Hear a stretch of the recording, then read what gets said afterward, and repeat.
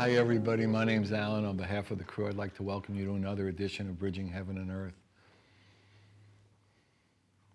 You know, in a certain sense, it's a small world. I mean, the globe, in a way, the Earth, it can be looked at in a lot of different ways. And when you look at it from space, depending on how high up you get, it's a little dot. And if you try to travel around the Earth, you know, it can take a certain amount of time, by foot, by car, by plane, by jet, by supersonic jet. And yet for us inhabitants of the Earth, for us Earthlings, for us human beings on the planet, there's something happening that's so powerful and so extraordinary now. You know, through a lot of different techniques and technologies and systems, and that whatever happens in one part of the planet now is almost instantaneously available on every other part of the planet. And something about that, something about the availability of energy, of information, of vibration, of knowledge that's available 24/7 all over the world has the extraordinary potential to bring us into a recognition of our true connectedness, of walk us into the room of our oneness. So much through technology, through the internet, through YouTube channels and Vimeo, and so much of everything, of the vibration of love, of the vibration of connectedness, along with a lot of other things, is so available now. And what the tendency is for that to do is to, in a certain sense, eliminate time and eliminate space and eliminate our separations in countries and religions. In that moment, in that space of that energy, of someone from every planet watching a Bridging Heaven and Earth show, watching a beautiful music video, seeing a beautiful art video, hearing about people talking about their connection to love, their connection to oneness, has the extraordinary ability to bring us into that energy. And we're seeing so much of that vastness, that connectedness, that potential for us to be together collectively, collaboratively, joyously, and lovingly, in serving that recognition more and more and more and more. That is, individuals on this planet who, for at least a certain amount of times in most of our lives, we thought we were from a certain country, we thought we were from a certain religion, we thought we had a certain sexual preference, a certain height, a certain weight. We're coming into an energy over and over again of our infiniteness, of our inclusiveness, of our oneness, of our unconditional love. And that is just basically transforming each of us as we grow into that truth, to that experience. And it's literally changing the planet. Although sometimes if you look at the gross externals of it, you say, no, it doesn't seem to be. But the heart of it, the truth of it, the root of it, the core vibration of our beings is really changing. It's really changing, not in that sense that we're that infinite, inclusive all the time, but our realization, our recognition, our understanding, our desire to make that realer and realer and truer and more consistent in all our lives. And we here at Bridging just see that energy coming from every corner of the planet, every corner of the globe, whether you see it as large or small. That people of every age and every sex and every religion and from every country, everything that seems separate, are coming forth and saying, I am love, I am one. And whatever technique, whatever tool, whatever way, whatever tradition, whatever system that they use to come home into that recognition of love, they are individually, and all of us are collectively coming into that recognition of our vastness, of our inclusion, of our infiniteness. And that is just a glorious thing.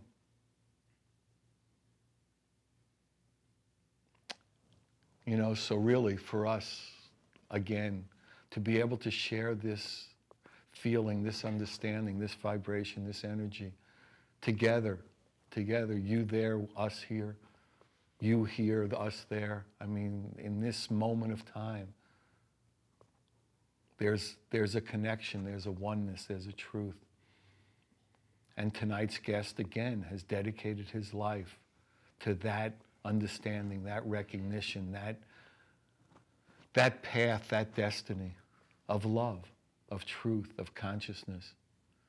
Tony Christie's a world-renowned labyrinth facilitator. He advises and builds healing labyrinths all over the world.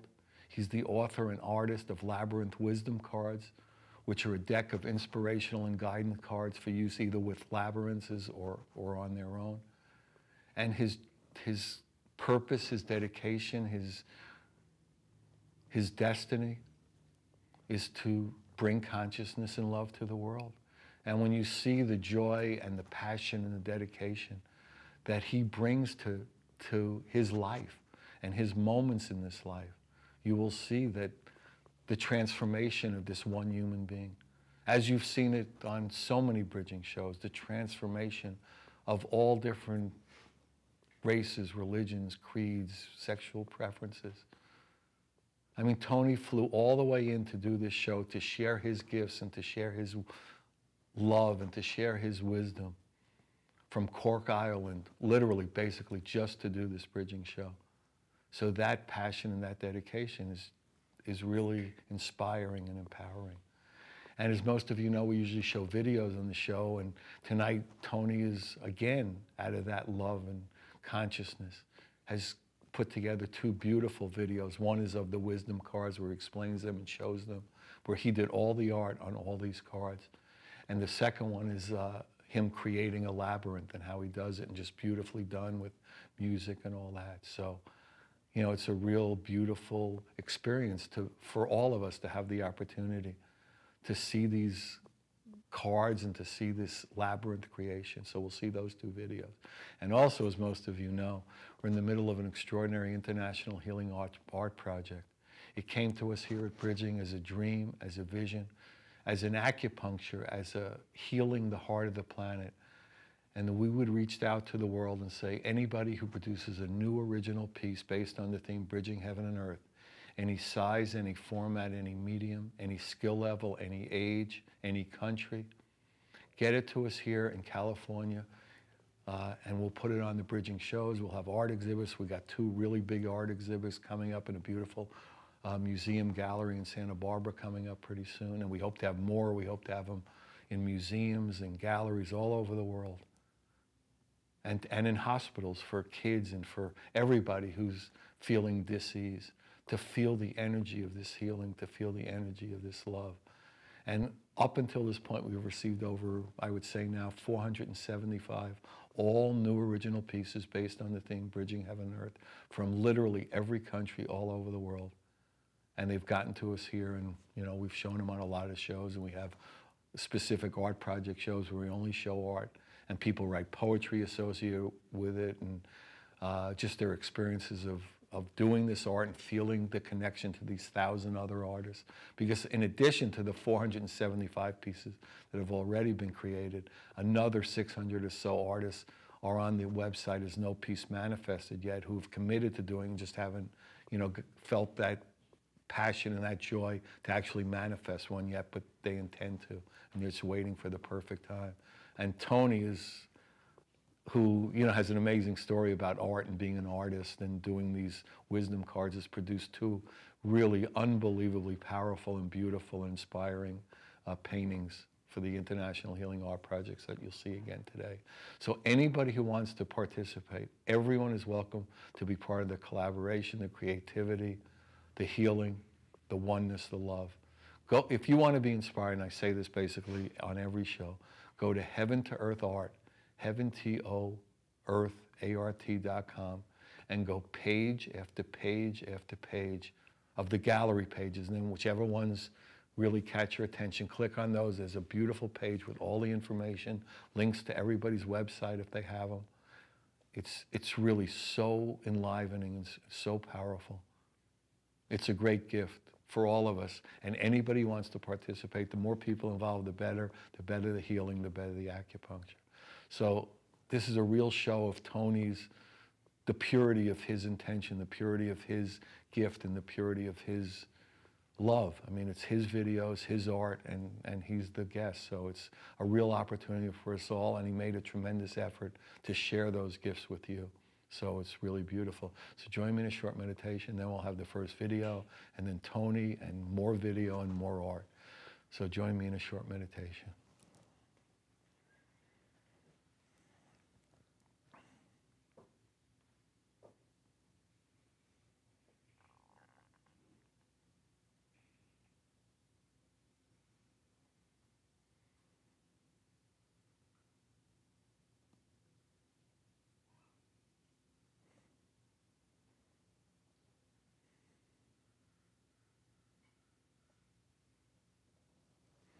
Thank you. So as I said, the first video again is by Tony, Wisdom Cards. All art that you'll see is by Tony. And then we'll have Tony with us, so enjoy.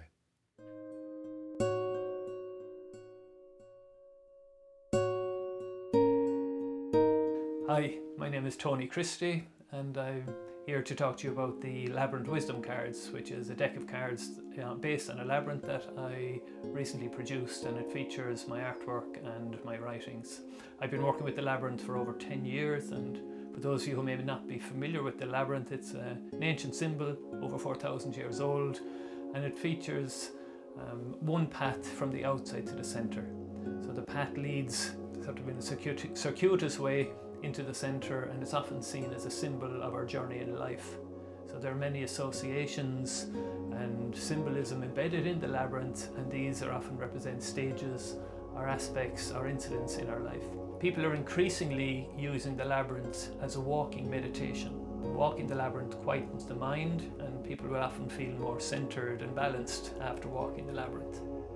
One way people walk the labyrinth is to ask a question before they walk, or if they have an issue they're looking for answers or insights into, they will hold that issue in their mind and walk the labyrinth, and as the mind quietens, they become more aware and more open then to receiving certain thoughts or insights into the issue or the question.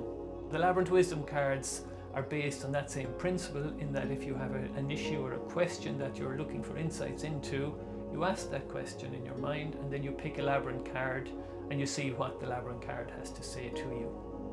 The cards are based on the symbolism and indeed the wisdom that I see is inherent in the labyrinth.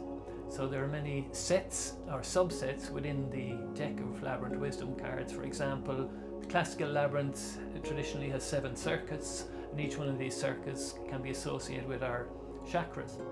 And for example, the heart chakra is associated with love, so there's a card on the theme of love with a message and insights into that for you. Also, there are some other sets or symbolism. For example, the Chartres labyrinth has a rose center with 6 petals, and each of those petals is often seen to represent one of the major realms, such as mineral, plant, animal, and so on. Labyrinth is also based on sacred geometry. It has many other associations, and within the deck of cards you will find different associations, and even you'll find different labyrinths. There's 15 circular labyrinths, and there are even some new design labyrinths that I have introduced myself. The cards come in a box, and they also come with a handbook which has 88 pages, which gives an introduction to the labyrinth and some information in general about the labyrinth, and then it features 1 page for each of the Labyrinth Wisdom Cards. So while there is a title and a short message on each card, if you're looking for more information or more insight into the card that you picked, you can just go to the handbook and get that information. So in conclusion, you have a deck of Labyrinth Wisdom Cards with 48 different cards in them. You have an accompanying handbook showing you how to use the cards and giving you further insights and information on the labyrinth. These are all available online from my website, which is www.labyrinthwisdom.com. And so please feel free to go there and have a look and check out the Labyrinth Wisdom Cards. You can also contact me through that website if you have any questions. Thank you. Hi, everybody. Welcome back. So Wisdom Cards, that was beautiful. So welcome, Tony. Thank you. And so the incredible piece of art you're seeing in between Tony and I, as I said, is done by Tony. It's called Into the Labyrinth and Beyond. Why don't you talk about doing it and what it means and, you know, the whole experience of it? Yes, well, for me, the labyrinth is a bridge between heaven and earth. So the challenge or the interesting aspect of this was to try and depict it in a painting. So I could see that it had to be cosmic with the heaven aspect, and I adapted the labyrinth so that it looked as if you were walking into it, rather than it being two-dimensional, it becomes three-dimensional.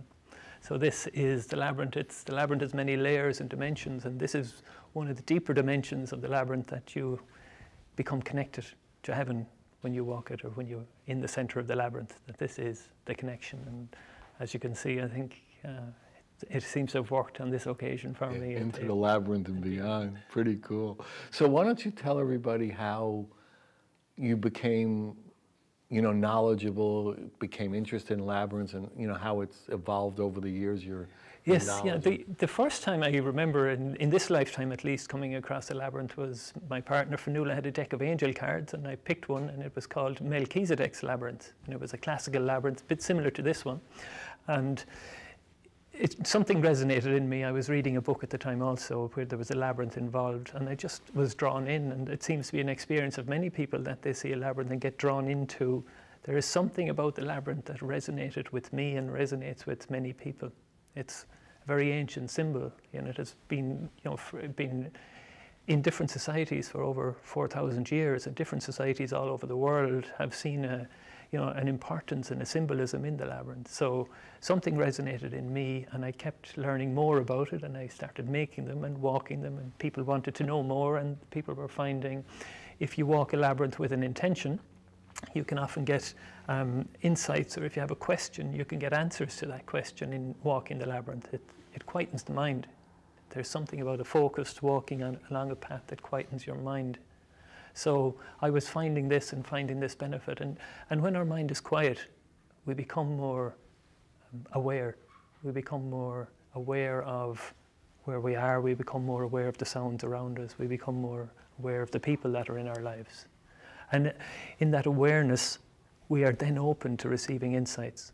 And I was finding that this was happening with me. I was finding insights into questions. I was walking with issues in my life. I was walking just looking for answers or looking for guidance, and I was finding them. And I felt I had to share this. And I started writing, and I started creating the messages, or started writing the messages that I was getting, that were getting to me. And I started, to me there are layers, I said this already, layers and dimensions to the labyrinth that I haven't even tapped into all of them, but I have tapped into some of them. And there's a magic and a mystery to the labyrinth that has kept me engaged and engrossed, and many, many people engaged. There are thousands of labyrinths now all over the world. And there's a wisdom that we can access. I call it labyrinth wisdom. In fact, it's our wisdom, it's my wisdom, it's your wisdom, it's the person's wisdom. But the labyrinth is a tool for achieving that, for gaining those insights. So when you walk the labyrinth, or interact with the labyrinth, or work with the labyrinth, you are quietening your mind, you're heightening your awareness, and then you're open in that state to seeing the answers and the guidance, and to seeing, for me, the biggest learning and the biggest lesson has been to recognize the significance of each moment, the significance of the issue that I'm looking at, but more so that everything that happens in the labyrinth is a metaphor for something that happens in life.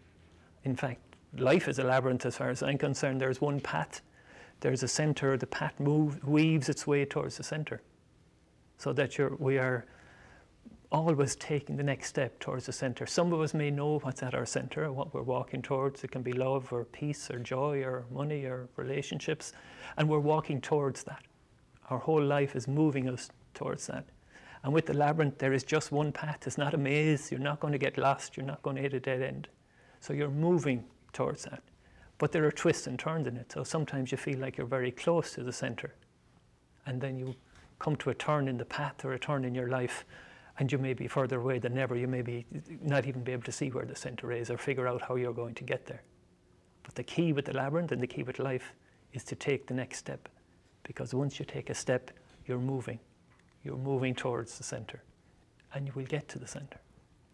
So all of that, you know, over the last 8 or 9 years that I've been working with the Labyrinth has been what has brought me to continue working with it, but not only work with it, to bring it to people, to bring the Labyrinth to people as a tool for personal growth, for spiritual growth, and to just say, here it is. You know, this is the Labyrinth. Please try it. You know, if it's for you, wonderful. If it's not for you, fine. You know, there are many paths. You know, this is just one of them. So the Labyrinth is all those things to me. And when you were talking earlier, or we were talking earlier, the sense I was getting is that somehow it makes you alive in the moment. And so why don't you talk a little about that? And I think for me, and this is the Labyrinth, but I think it's life as well, that there is something that makes each one of us feel alive. Certainly when I'm working with the Labyrinth, I feel alive, I light up, I love talking about it. There's an energy and a wonder and a mystery to the Labyrinth that enlivens me and invigorates me. And each one of us has something. For me, it's the Labyrinth, because I know the benefits of the Labyrinth, and I just want to say, here, everybody, at least try it, you know. So, but it may be something else for you. And again, one of the main issues in life is to find, if I found what makes me feel alive, I'm doing it, I'm writing about labyrinths, I'm painting them, I'm speaking here to you about them.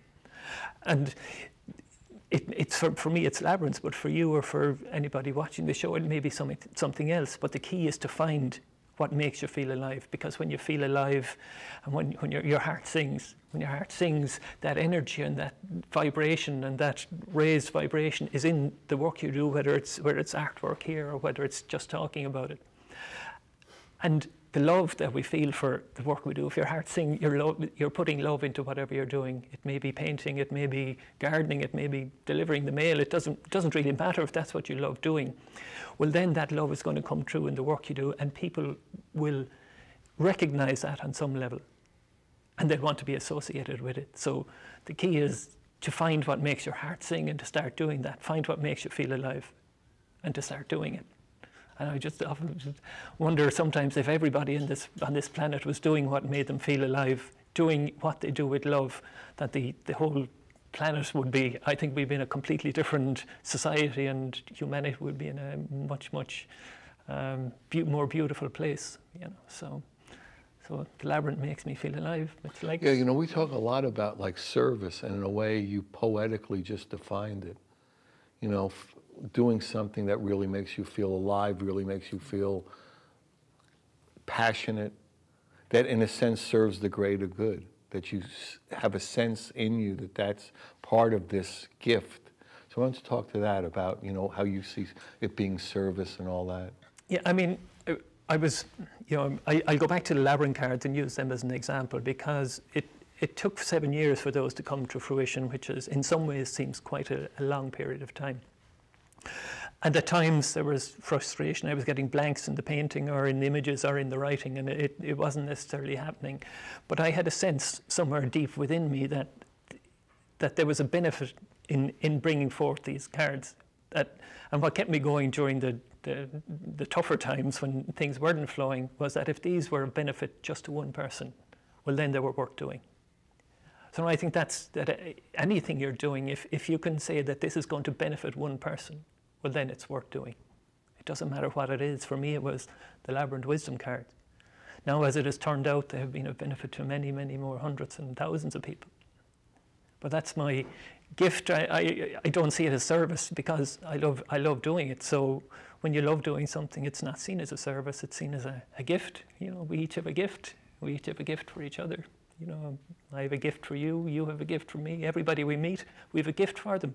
It may be just a simple thing as smiling or a kind word to somebody you pass in the street or meet in a shop. Or it can be spending many, many years of your life nurturing and supporting people and receiving the gifts that they have back for you. But it's about giving and receiving gifts. That, for me, is, I wouldn't call it service. It's giving and receiving. And love, I have a love card in the deck. You know, love is about giving and receiving. And sometimes it's more difficult to receive love than it is to give. But to be in balance, you have to be able to do both. And the labyrinth helps us come into balance. I mentioned it is a symbol of oneness. It is a symbol of oneness with ourselves. We can use it to attain oneness with ourselves. There's a labyrinth, the classical labyrinth has 7 circuits. Each of those circuits is associated with one of our chakras. So as you're walking through the labyrinth, you're passing through each of your chakras, consciously or maybe even subconsciously. And as you pass through them, they're becoming aligned. When your chakras come aligned, you become more at one with yourself. On another level, the labyrinth is a symbol of your relationship with everybody else. When you're at one with yourself, then it's a lot easier to be at one with others. In fact, it's quite difficult to be at one with others unless you're at one with yourself. When you're at one with others, you can keep expanding that out. You can be at one with your environment to appreciate the earth and all the earth is giving us. Beyond that, and we're heading into this painting territory, you become at one with the cosmos, the universe, what's beyond the earth. And ultimately, become at one with the divine, with heaven. The labyrinth bridges heaven and earth. And why don't you talk a little, we talked about it a little last night, how the wisdom cards came to be and that you weren't an artist, but you knew you wanted to create. Oh, yeah. Why don't you talk a little about that? Yeah, I still look at some of these paintings and don't even say, where did that come from? Because I said back in 2005, I had most of the writings for the messages for the cards. I had the accompanying booklet written, and I had an idea what needed to be in the images, and you reached out to the professional. I asked, artist friends of mine, could you please paint this? This is what I want in it. And they were producing beautiful pictures, but they didn't feel right. So there was one painting I knew that I could do. And I said, look, I'll start that now. I had so much confidence in myself. I didn't even feel I could spend money on a canvas. I got a sheet of plain white paper and a few cheap paints, and I painted a card called Simplicity. It's a 3-circuit labyrinth. It's a child-like drawing of a 3-circuit, the most basic, simple labyrinth you could see. And I looked at it, and it looks childlike. And I said, that's exactly what I want for the cards. And that was one. And I said, if I can do one, maybe I can do another. And from there, I did another one and another one. Some of them don't appear in the cards. I felt they weren't good enough, but it was the message or the insight or the wisdom for me is I took the first step. And that's where maybe some of us in life, we don't take that step. I can hear, there's a quote from Vincent van Gogh which says, if you hear a voice in your head saying you cannot paint, then surely you must paint, and the voice will be silenced. And we can transfer that to anything in life. If we hear a voice in our head saying we can't do it, you can't do that, almost that's what you must do, because you silence the voice. And so I hadn't painted since I was 10 years old. I believed I couldn't paint. I didn't have any ability. And I started painting. I took the step. It's like I stepped into the labyrinth. I didn't know where it was going, what twists and turns would be on the journey. And here I am looking at a painting. And some of the painting, I still don't know exactly where they came from. I stand back and it's like they came through me rather than from me, if you can understand that something was flowing and I was just the vehicle, and glad to be that. And I still amazed, and I still sometimes look and wonder at some of the art that is produced in the cards. It was... Yeah, actually it was interesting because last night you showed me the first card, that Simplicity card, and then the third card, which was a lot more intricate and sophisticated. So that process really... It's like knocking on a door. There's a door there, and if you don't knock on it, it won't open. So I knocked on the door of art or painting, and it opened, but I still had to walk through it. I still had to take the effort, make the effort. I had to buy the paints, I had to buy the canvas, I had to start and try to do something, or and that's what I did. And that is a key for anybody in life. If there's something you feel you cannot do, at least try it. And don't try it once, try it twice, because I never said try anything once, try everything twice, because you'll know the second time. First time it may come easier, it may be difficult, but the second time you'll get an idea if this is exactly what is meant for you or not. So with my art, I keep trying, and I can see it evolving, you know, and I still don't know where the thoughts or where the idea for this image came from. Where do our thoughts come from? You know, what are we tapping into? But certainly, this is probably one of my most recent painting, and just one of my most favorite ones. It is. Yeah, everybody when it came in here, everybody said, wow. And then I said, yeah, he's going to be a guest. And even when I was painting it, I could feel the energy flowing through me, that there is something that I am here to bring, to manifest to, and this will mean some different things to different people. You know, to me, as a person who is walking into the labyrinth, or is he walking out, or not sure, does it really matter? But he is taking the step to be in the labyrinth, to be moving, to be progressing in his life, to be looking at the issues, to be coming to the twists and turns in life, and to be moving through them. And to seeing that ultimately, you know, when we work through our issues here on this physical level, or when we deal with our issues, we become freer, we become lighter, we become more able to be connected to our true spiritual being that we are. The more of our everyday issues that we can work through and get rid of and find ways of dealing with, then we touch something that's the divine within us. And ultimately, where we're going is to be fully within that, to be a part of, to be living in our divinity, to be our magnificent divine selves, and to be sharing that with everybody we meet. That's beautiful. And what we're going to show the second video you've done, the labyrinth creation. Yes. Why don't you introduce that to people? Tell you know. Okay.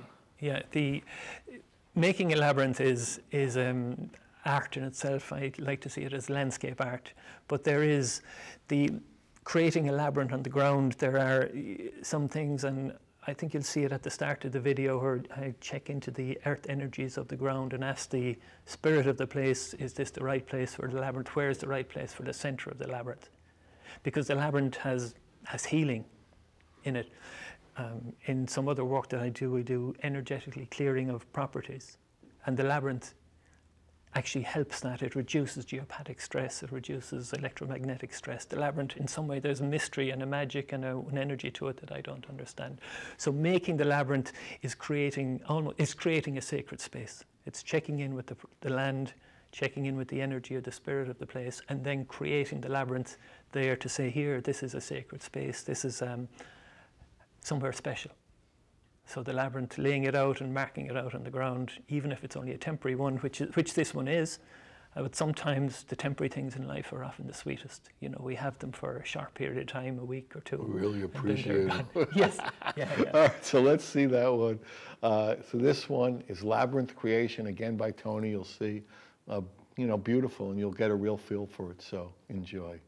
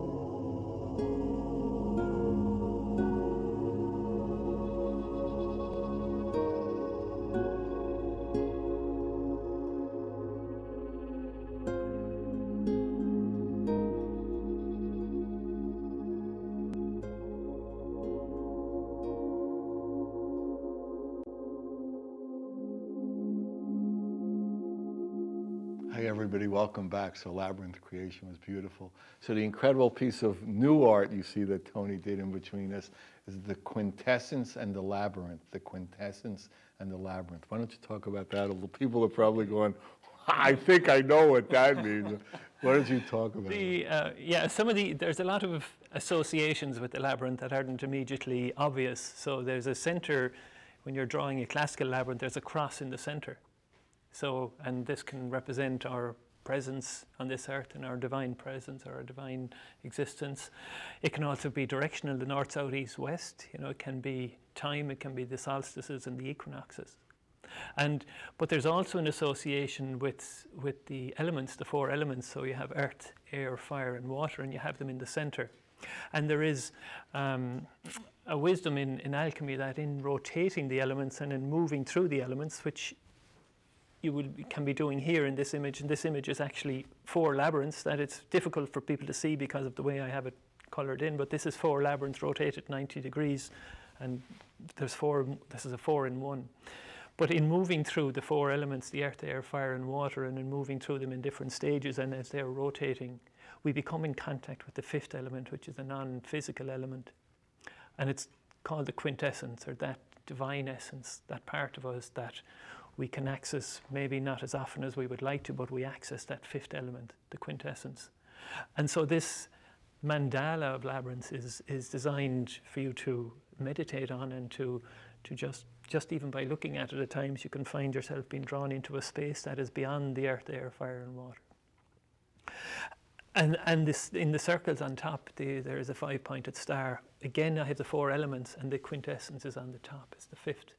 The 6-pointed star is the 4 elements integrated into a 6-pointed star, and in the center of that you have the quintessence.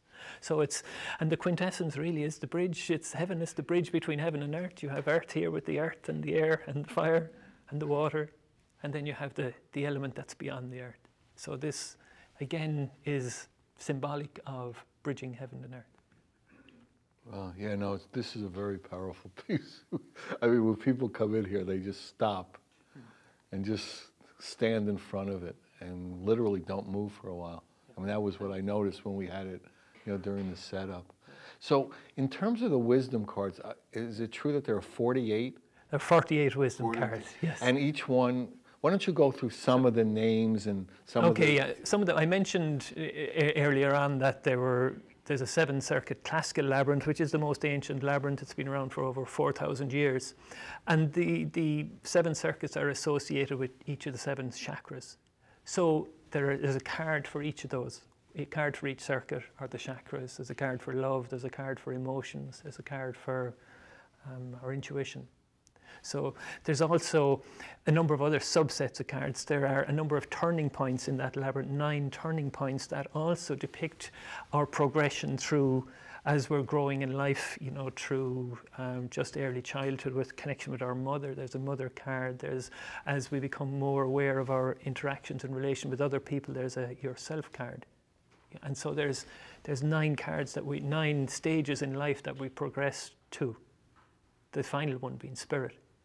So they're each depicted in the labyrinth cards. And there are different types of labyrinths. The classical labyrinth I've mentioned, there's a very well-known labyrinth in Chartres Cathedral in France, over 800 years old. It's a 42-foot wide labyrinth in the floor of the cathedral.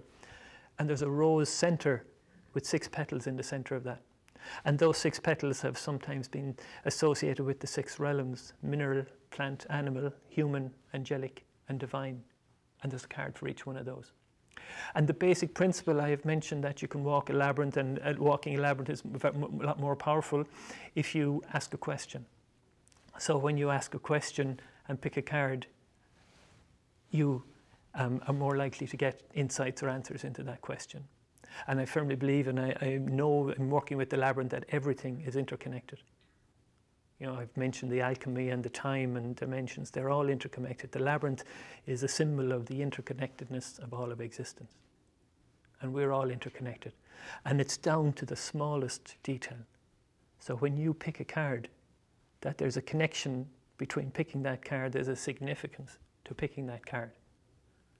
And I said again, and I'm repeating this, the key is to being aware, and aware enough to know what that card means. And I tell you a little story. I was in Chartres in 2005. I went on pilgrimage, and it's the whole cathedral there is designed to raise your awareness, to raise your vibration. And I was there for 10 days, and I was feeling very connected. And I had a deck of cards with me, and I was on the bus back to the airport, and I said I'd pick a card to see, you know, what it said to me about where I was at in my life and in my personal journey and spiritual journey. And I picked a card called The Long Road, which is a 15-circuit labyrinth. It would take you half the day to walk it. And the caption at the bottom says, it will take you longer than you expect or anticipate to reach your goal. But persevere, you will get there. And I looked at the card and I said, this doesn't add up. There's something wrong here. I nearly said, these cards don't work. I nearly threw them out the window of the bus. I got to the airport to board the flight from Paris to Cork, where I live. And they had just closed the check-in desk, and they wouldn't let me on the flight. And I was there, whoops, what am I going to do now? So I had to rush off, get the last flight from Paris into Dublin, which is a little bit away from Cork. So I arrived in Dublin late enough in the evening and still had to figure out how to get to Cork. And I found there was a small local airline, and I got the last flight at about 10 o'clock at night. And I was on the flight back to Cork, and the card that I picked, The Long Road, came back to me and said, that's what that card was about. It's taking me longer. I was associating with a spiritual journey, but the cards were telling me on a physical level, you were going to miss your flight. And I didn't see it. So I didn't see that when I picked the card. And also, this was back in 2005. I thought the cards were almost ready to be published. I had a few images to get done, but you know, they weren't going to take too long. So I reckoned within a year that the cards would be published. And it took another 7 years. And in some ways, that was the long road. But I persevered. And again, the message for me is the message I share with you and share with the audience here, and even the people viewing, is that at times we have to persevere. We have to keep going, keep taking the next step, that you will get there. And sometimes the timing, it's divine timing. It's not our timing. I thought, you know, I was going to be ready. You know, and interestingly, when I was doing the paintings, anytime I decided with the cards that, okay, I'm going to get them all finished by Christmas, or I'm going to get them all finished by the 1st of June, as soon as I put a deadline on it, it's like the shutters came down and everything stopped. So bringing the cards to fruition, or bringing them to people, it was a journey that I had to go on, and it was a 7-year journey, which I didn't realize at the time. You know, so they're an interconnectedness with the cards, with everything we do, you know, with the labyrinth, with how it illustrates the hidden meanings in the labyrinth, some of which I'm still not aware, but I know that they're there. Yeah. That's beautiful. So maybe what we'll do is kind of, you know, answer a question for the audience, for the world. Okay. So why don't I'll pick a card, you hold them, I'll pick a card, and then you explain it, and we'll, you know. We'll see what card I pick. You have to shuffle them? Now, yeah. Right. Oh, he picked that one. Oh, no. They're all good. They're all good. Right,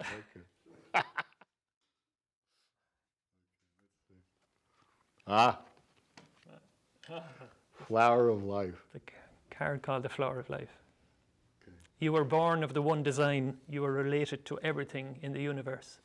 The Flower of Life, for people who don't know, is a symbol that appeared on the Abydos II temple in Egypt. It's one of the most ancient temples in Egypt. And it looks like it's laser etched onto this granite block. So there's a number of these. And it has been found by studying it, and particularly Drunvalo Melchizedek, who has studied it, that it contains all the shapes and known two-dimensional, three-dimensional shapes. And it even can be shown to illustrate how, you know, the seed is fertilized in the womb and how it expands and becomes larger and larger.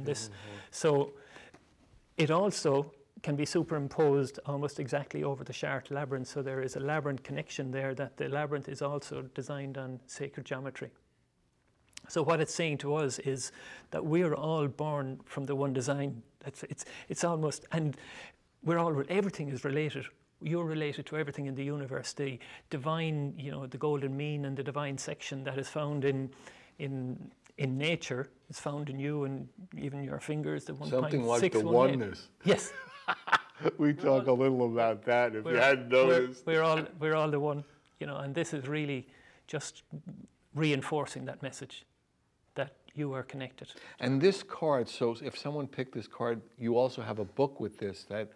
Yes. Explains every card in a more extensive way, as you're doing now. There is a book with a page you know, on each card, which gives a little bit more detail and a little bit more insight. So you can use the card just to pick and read the little message, or if you're looking for a deeper insight, you can read what is written in the book. When I'm talking about the card, sometimes I say different things depending on who or when it's been said. But you know, the key is, and the key to anybody listening and watching this is that you are related to everything. You know, the flower of life, the seed of life, it's the same seed in all of us. It gives life. And that we're connected, that everything is connected. Everybody we meet, we're connected to.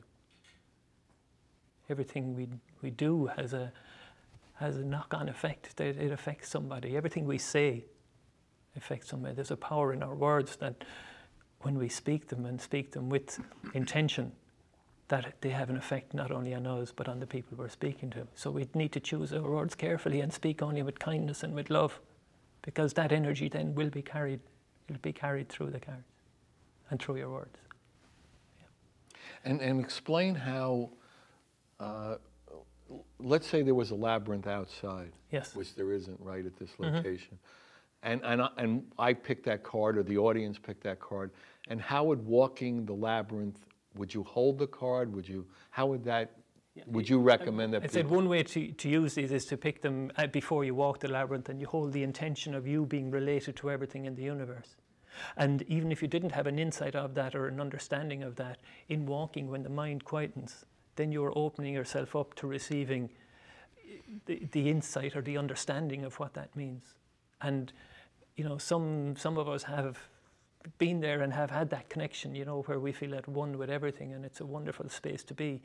But we need to bring ourselves into that space. And again, walking the labyrinth is one method of doing that. There are other methods. People can meditate and find that space. But walking the labyrinth, it appeals to some people because it works very well with some people. You're focusing on the one path. It's like focusing on a single point. It's like a single-pointed meditation. But you're also moving, and you're moving yourself, and you're doing 180-degree turns. You're twisting, you're moving, shifting your energy. You're bringing yourself into alignment. I said earlier, you're bringing yourself into a sense of oneness with yourself. And from there, that is the place where you become at one with everything, where you become to see that you're related to everything in the universe. You can even become more aware of the small insect crawling on the path. You become more aware of the sounds of the birds singing in the trees. And then you become more aware of the thoughts that are coming to you, because it's mainly through our thoughts that we get the messages. Even though we often have earth angels or people we meet in the street will say something to us. It's the key for me is to live life in that heightened awareness where everything is giving us a message. You may be driving behind a truck on the road and suddenly see something written on the back of the truck, and that rings a bell. Or you're listening to some music on the radio and there's a line in that sound that is just exactly what you were meant to hear at that time, and it rings a bell and you're thinking about something. Everything is interconnected. And when you get into that space where you're living in that interconnectedness, life becomes vibrant, it becomes alive. And you start living, and it's like you expand out to... The magic is back. Yeah, it's like the world is, you're in the world, you know, actively in the world, but the world is also in you. It's like, it's a space that you can bring yourself into. Yeah, there's almost no inside and outside. There's just there like kind of love and motion. We Yes. talk about it. Yeah, and so that is the key, to be in that aliveness in the moment. But the trick, or the key, we wouldn't, if we were able to do that, we probably wouldn't need to be here on Earth. The trick is to do it at the difficult times when people are shouting at us or arguing with us, or things are not going particularly well. You know, when you're waiting at the airport for half an hour for the shuttle bus to take you to a hire car or whatever it is. They're the times. It's harder to be zen. Yeah, but they're the moment. times. That's Right. it. That is That's the opportunity. test, And you say, right. oh, well, why is this happening? You know, and say, okay, maybe just, you know, I can do it for 5 minutes, but can I do it for 30 minutes and stay in that space? And it's about bringing ourselves into that space and centeredness where we can be it all the time. And I haven't got it cracked. I'm not saying I have. If I have, I probably wouldn't be here. I'd be off somewhere else. No, I think you'd probably be. Yeah. Well, It's I'm all here to part- share. That's share right. this. Share that. Yeah. So, the other thought that has come to me when I'm speaking is that sometimes people look on the labyrinth as if there's a center and you have to get to the center. And it came to me in the last week. You know, sometimes people, when you're on a road trip with your kids or something, they're saying, "Are we there yet? Are we there yet?" And in life, we often have the thought that we need to be going somewhere or getting somewhere. Yeah, we lose the moment. Yeah, you lose the moment. Yeah, but the question I would ask you or ask any of the people watching this is, are you here yet? Because it's here in this moment. Yeah, there's no there. There is no there. Yeah. So you're never, if anyone asks you, any kids ask you anymore, are you there yet? No, you're here. I mean, in infinite time, there is no there. Yeah, yeah. So that's, yeah, it's being in the now, being in the here. And that's where if we can stay in this moment and not be distracted into thinking of what's going to happen in the future or what has happened in the past, then we start living with that vibrancy and with that love of life, you know, and then people want to be with us, you know, because we're good people to be with, we're fun people to be with, we don't have any baggage, you know. But and if you have baggage, walk the labyrinth, ask the question, why am I carrying this? Why am I arguing with my mother? Why am I not getting on with my brothers or sisters? You know, walk the labyrinth. The labyrinth will bring you insights. No matter what question you have in life, walk the labyrinth. Do you recommend doing it with a certain question or a certain intention, or walking it, show me what you want to show me? I mean, give me the... I mean, I think anything in life, if we do it with intention, it becomes more powerful. So, and the same applies to walking the labyrinth. But there are times, I mean, from my own, I can give examples from my own experience. I would have walked the labyrinth when I felt times of distress or whatever. I just walked, just bring me peace. I'm just walking to find peace. And so I walk, and I'm open. The key is being open and to be aware and to allow whatever is coming or messages are coming to come and to happen. So walk with an intention. You know, you can walk. Sometimes people will walk. It's often seen as a type of pilgrimage. People will walk and say, I'm a pilgrim seeking. It might be love. It can be joy. It can be peace. Well, maybe we'll do that. We'll leave it, come to the end. A pilgrim seeking love and joy. And maybe we found it. Maybe right here, right now. All right, so if anybody wants any information about Tony, the art project, the Wisdom Cards, call me, Alan, 805-687-2053. Good night. We love you. God bless you. Thank you for coming. Good night.